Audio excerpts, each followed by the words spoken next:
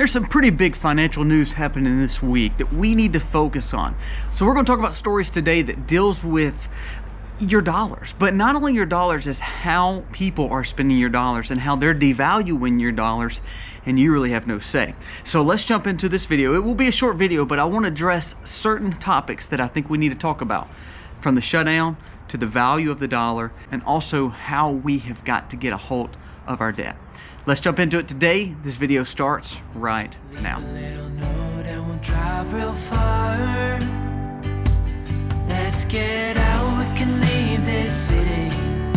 Let's drive to the open. Hey guys, welcome to the Max. Thank you so much for being here today. If you're new to the channel, go down here, press subscribe, ring the bell, give us a thumbs up or a thumbs down. That's okay, but let us know what you think. Your comments helps others in the community get better and maybe seek wisdom in a way that they didn't think before. So when we work all together, we get better all together. So let's jump into today's topic, financial issues, and how I really think a new world order, but also a crisis is upon us because we don't see the severity of our debt. We don't see the severity of spending. We don't see the severity of not taking care of our own dollar against bricks. If we don't start doing some things to be proactive instead of reactive, I think we're going to see a major crisis when it comes to our money. Two big crises when it comes to debt. First off, our personal debt. We are literally paying over 20% of interest, meaning you're paying 20 to 30% interest on credit cards by being delinquent or not paying it off in full. Right now, we are over $1 trillion in credit card debt, and it is steadily climbing. It's not going down. People are not learning how to not spend. People are still spending a lot of money. Now, there's two reasons for that. Either one, they can't get control of their spending. They're not on a budget. They do not know how to not spend money. That means they are selfish and they just want to spend, and they want wants first needs. Secondly, it's not that easy. We're in a terrible economy. We are living paycheck to paycheck, and we're starting to use our credit cards because we can't afford the typical living. That is two different scenarios, but they still have the same outcome. More debt for the consumer and at a very high interest rate. 20 to 30%. The more they raise the interest rate, the more that still affects your credit card notes. So you have to be careful. If you're one of those people that are buying wants first needs, you've got to stop. Because if you're not buying the wants first needs with cash, if you want a new boat, you want a new mower, you want a new weed eater, you want to go out and eat, all that's great if you can afford it. If you can't afford it, then that needs to be, okay, I have to put that on the back burner and let's focus on necessities and not spend money with debt. Secondly, if you're the person that's living paycheck to paycheck, I would challenge you to look at side hustles. Look at ways to make money more passively. Now, passive is a bad term, I know, but people use that term saying, okay, that's a part-time job, or we can do little side hustles. You actually can. We do personally here, even with YouTube, even with me working full-time. I have several other side hustles that are going on at all times because I want to make sure that I can help my budget when we're in times of financial crisis, especially now. Our inflation's up, interest is up, so therefore I want to do all I possibly can to build as much money up because I want to know that if wants first needs or I can't afford living day to day because of the cost of goods, we have to control the credit card. Now let's jump on to the other debt that's scary. It's our debt ceiling. Now, if I can push any way, and I'm one of those people who most time get blasted for this, but if conservatives in the Freedom Caucus does not hold this and say, look, we cannot keep spending anymore. We cannot keep raising the debt ceiling. Now, we hear from both sides, the rhinos and the Democrats, saying, well, really, debt is just a number. We can print our money. It's always going to be there, so why do we worry? Look at Japan. They still have a good economy, even though their economy, honestly, by the number, is in shambles because of their debt to GDP. However, they're still floating along. America may just be on the same course, but we're okay. That's a very dangerous place to be. That's like saying, look, I have piles of debt. I'm in piles of debt, but I have so much money coming in, I can cover the debt. One hiccup blows that whole scenario out of the water. Well, bricks is a big hiccup. The fact that people have no money is a hiccup. The fact that inflation is crazy and we're trying to raise interest is a hiccup. Just a few months ago, listen to this, just a few months ago, we were at $31.4 trillion in debt last time we talked about the debt ceiling. Now we're at $33 trillion worth of debt. If we keep spending like this, we are going to put ourselves in a third world country mentality. We're going to put ourselves in an Argentina mentality where a loaf of bread costs us $1,000, and even though it's not really $1,000, that's what it's costing because of inflation, because of the spending that we're doing. And then we have someone pushing against our currency, which is bricks. So what it's saying is obligations. You as the consumer may not can afford your obligations. Same way with the federal government. If the federal government cannot hold its obligations, remember, we're supposed to be the currency of the world. We're supposed to be taking care of the world, which is a falsity. But what I'm saying is we are now causing more economies to struggle because our economy is going to struggle. Most of the quote-unquote West is going to struggle. That's why you see so many countries flocking to BRICS, because they're looking at a commodity-based or gold standard-based currency. Now, I don't like any of those countries that is representing BRICS, because I believe they have a kind of a same, I think they have a same bad view on the world and how they want to rule upon it as what some of the Western deep state does too. I believe they're both not the best players, but we are watching as consumers in America our dollar being destroyed, and we're allowing our politicians to do it to us. $100 billion to Ukraine, and again, now Zelensky is coming to America next week to hopefully get more. We have the Fed, do you realize the biggest bank in America, not only are they buying gold, we talked about that and I believe you should be buying gold, but do you realize they're losing money hand over fist?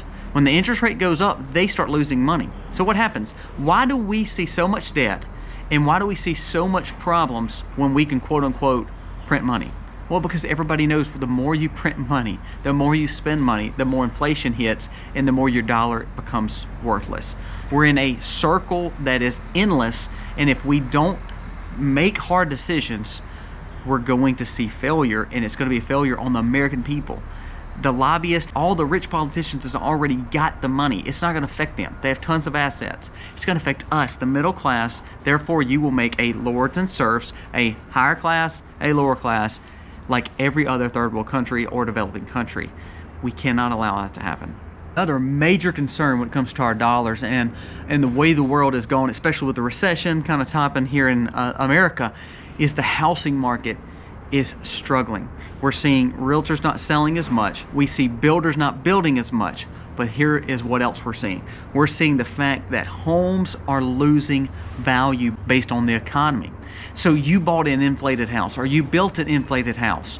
Maybe, like for instance in our area, commonly you could build a house for $70 to $100 a square foot, or buy one for $50 to $85 a square foot.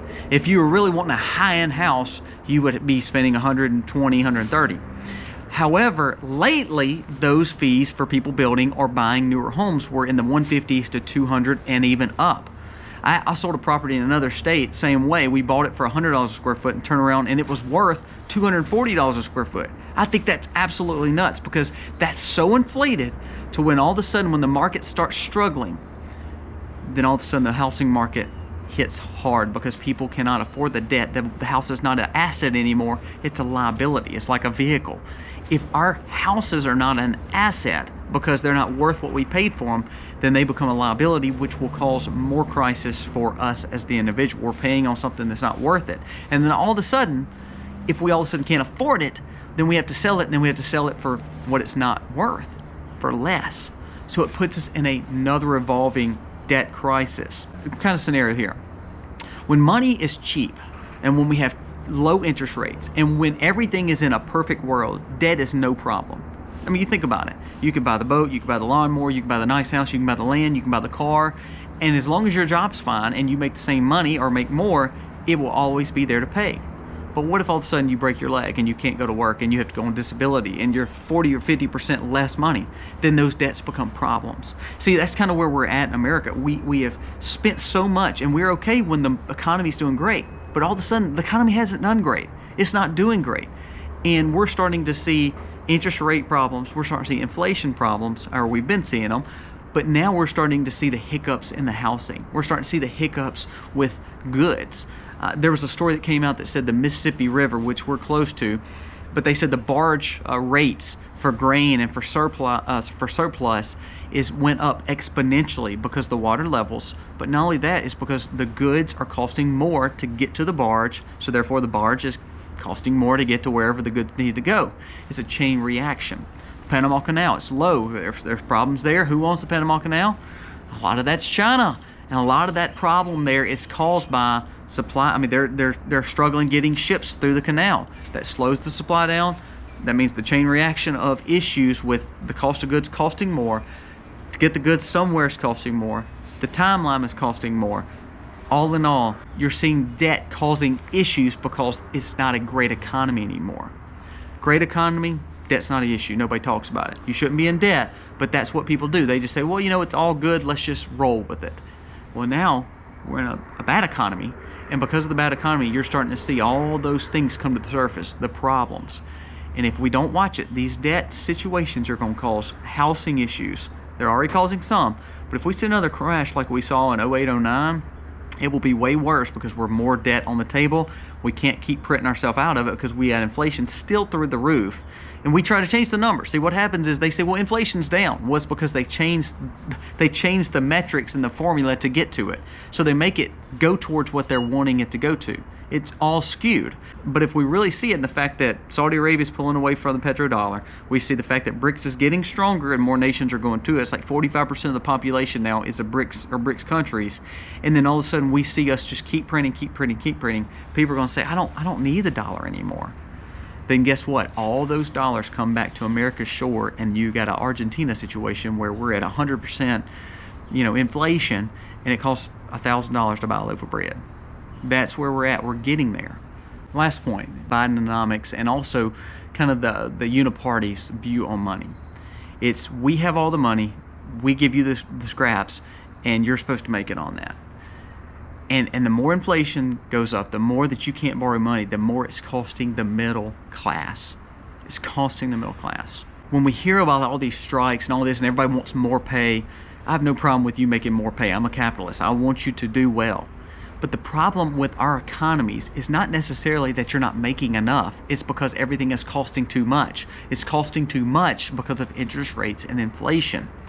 They call Mississippi the poorest state in the nation. What it is. But you know what's so crazy? I can buy land for way cheaper than you can buy land probably in California or XYZ state.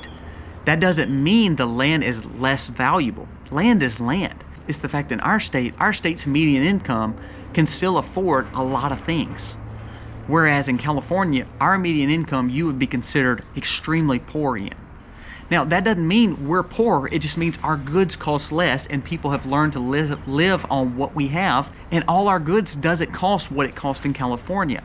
If you make $50,000 in Mississippi and you make $50,000 in California, in Mississippi you're considered middle class or even above median average. California, that would be very, very low income for California because of all the cost living there. So what I'm trying to show you, it's not a, do we have enough money? Do we make enough money? No, the problem is we can't control our spending, so therefore it makes inflation and interest go up, which makes the cost of goods go up, which makes us feel like we're not making enough to make it. We're living paycheck to paycheck. Well, the problem may not be the fact that you're not making enough. It may be the fact that we're spending too much, and it may not be just you. Like I told you, yes, you may have a spending problem, but really the government spending problem, the big business spending problem, the debt crisis is actually costing you because those things pass down to you. All these strikes, everybody's like, oh, we want them to make more money. Do you realize your UPS packages will cost more? Your vehicles will cost more. I mean, a vehicle is like buying a house now. Everything that they're striking for is going to actually cost you more. They don't take on the cost. They pass it down to us as consumers. The way we control it, Vivek came out and said we need to cut 75% of a lot of the waste that we're spending in the federal government. By all means, I'm all for it. I think that's drastic, and I think that's the kind of approach we need. We need drastic cuts, not only to our personal budgets, but our government has got to get a handle on this. We can't just keep printing money and just spending it all across the world and fattening all these pockets of lobbyists and port projects in our government. We've got to stop that. So I hope the debt crisis comes. I hope we shut down the government. I hope the Freedom Caucus has backbone enough to say, you know what, we're not spending anymore. We're not kicking the can down the road. Now, do I honestly believe they're going to do it? I don't. I don't trust them. I believe politicians are going to bend and bend because they get something out of it. And it's never good for us usually. It's good for them. We have to quit kicking the can down the road.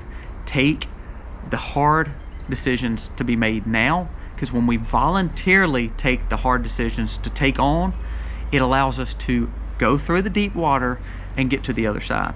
When we allow the problems to hit us before we are ready for it, then it becomes a depression. Then it becomes even more chaotic. Then it becomes a true financial crisis. I'm hoping, more than anything, that we see the problem here. The last time the Fed lost this kind of money in percentage-wise was before the Depression. It was in like the 1920s and before, like 1916. So if the Fed is losing money, everybody's buying gold, everybody's moving to bricks, we're still printing money like crazy. We're in the trillions of dollars worth of debt where we're like doing that in every few months, we're printing trillions. It's not sustainable, and it's costing you more than you think. You're not paying for 33 trillion, but you are paying for all the repercussions of the supply chain, the interest, the inflation. It's all you. Hold your congressman's feet to the fire. Do not let them vote for this debt ceiling raise. We have to shut down the government long enough to realize that we have got to get a hold on this problem. That's my 2 cents. We're in a crisis, and if we don't hit it head on, it's gonna hit us, and we're gonna be knocked out. Guys, thank you so much for watching. Let me know in the comments below what you think. God bless. Happy homesteading, y'all.